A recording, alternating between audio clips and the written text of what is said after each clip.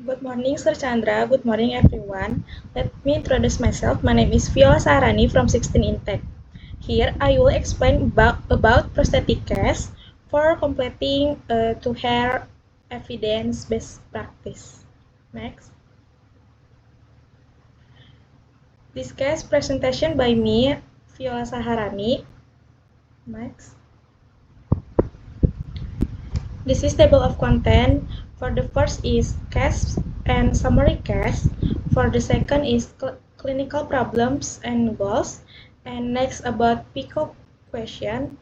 And next about critical appraisal. Next about clinical recommendation. And the next about summary of two evidence source. Next about outcome measure and follow-up plan. And for the last reference. Next. This is for summary case. For the patient age 62, for the gender is male. For diagnosis, the patient is left transtibial amputation due to diabetic foot ulcer and osteomyelitis. For the patient problem for the case is for sensitivity at distal limb.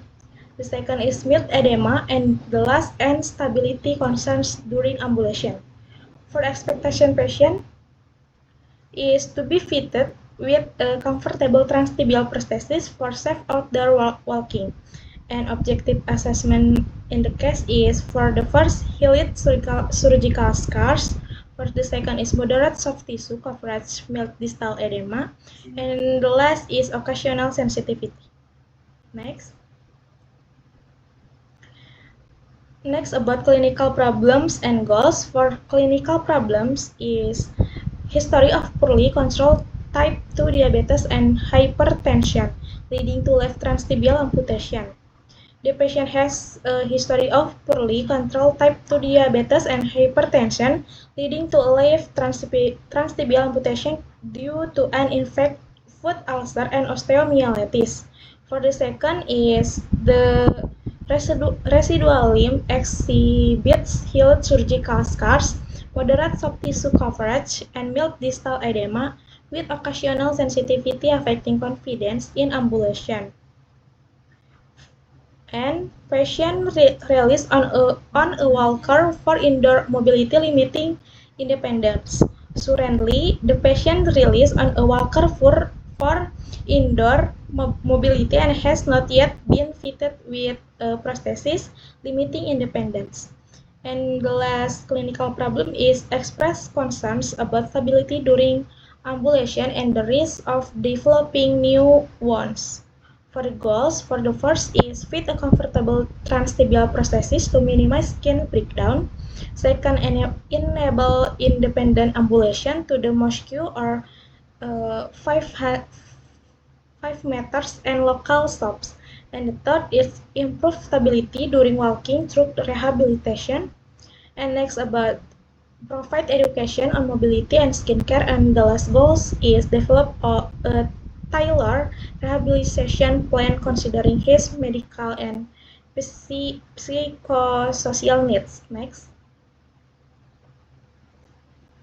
This is PICO question. For the P or population is left transtibial amputation due to diabetic foot ulcer. For the I is intervention is transtibial or TT prosthesis. For the C is or comparison is standard rehabilitation without a prosthetic fitting, and for the O or outcome is improvement in mobility, stability during ambulation, and reduction in skin breakdown risk. For the final PICO question is, in a 62-year-old male with a left transtibial amputation due to a diabetic foot ulcer, does fitting a transtibial prosthesis compared to standard rehabilitation without a prosthetic improve mobility, stability during ambulation, and reduce the risk of skin breakdown? Next. This is summary of two evidence source. For the first journal is intervention for motor rehabilitation in people with transtibial amputation due to peripheral arterial disease or diabetes. For the published is Cochrane Library.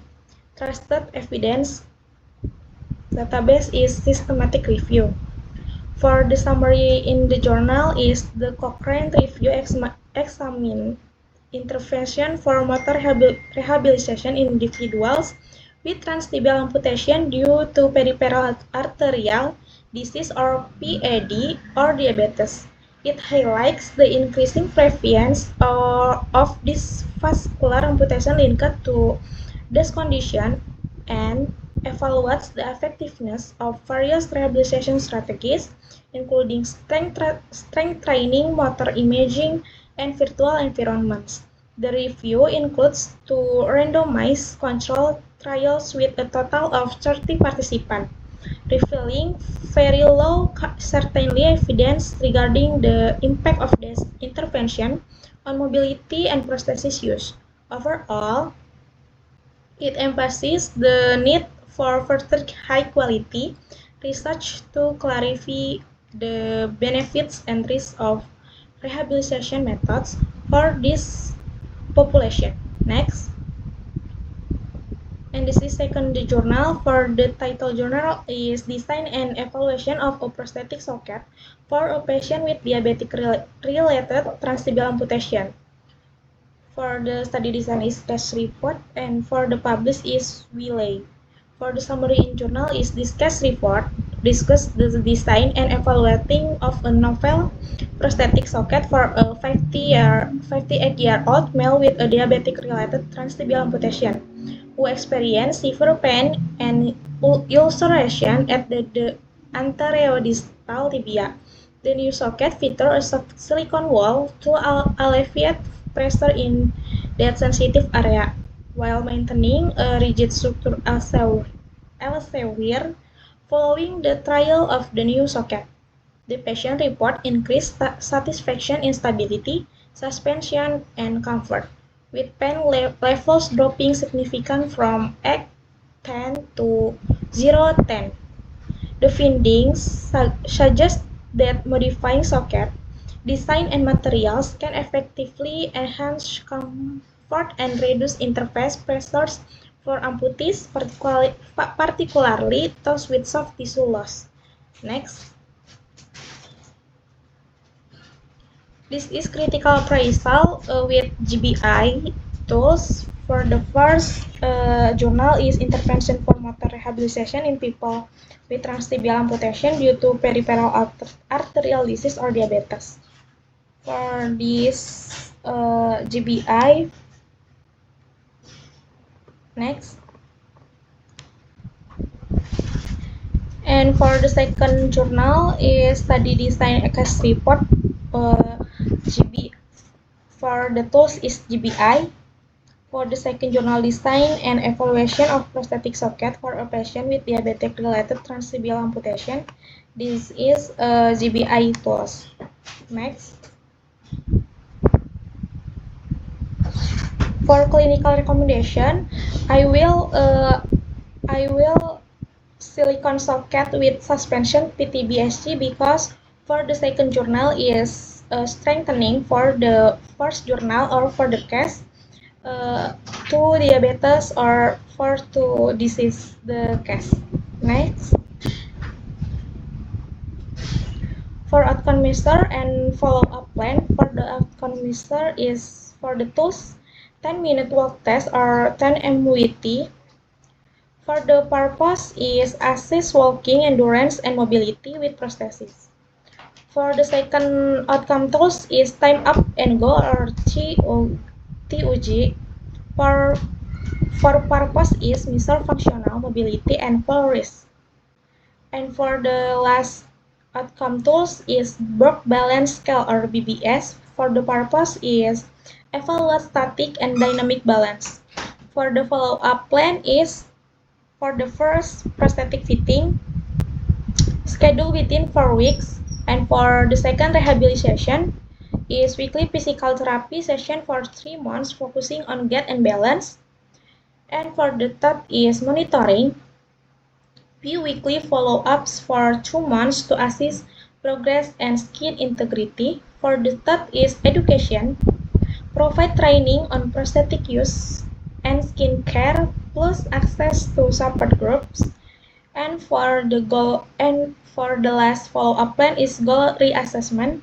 Is review progress every 3 months and adjust the rehabilitation plans as needed. Next, this is for reference this presentation. Next,